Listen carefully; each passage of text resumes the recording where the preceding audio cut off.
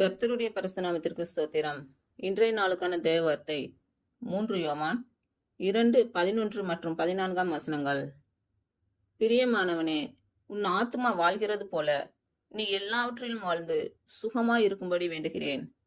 பிரியமானவனே, நீ தீமையானதை பின்பற்றாமல் நன்மையானதை பின்பற்று.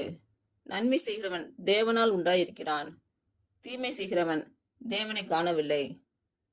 உனக்கு சமாதானம் உண்டாவதாக. சிநேகிதர் உனக்கு வாழ்த்துதல் சொல்கிறார்கள். சிநேகிதரே, பேர் பேராக வாழ்த்துவாயாக.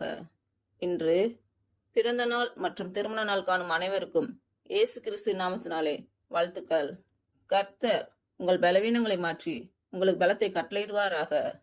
கர்த்தர் உங்களையும் உங்கள் பிள்ளைகளையும் உங்கள் பிள்ளைகளின் பிள்ளைகளையும் ஆசீர்வதிப்பாராக. கர்த்தர் உங்களோடு இருந்து உங்கள் பணிகளையும் பயணங்களையும் ஆசீர்வதிப்பாராக. ஆமீன்.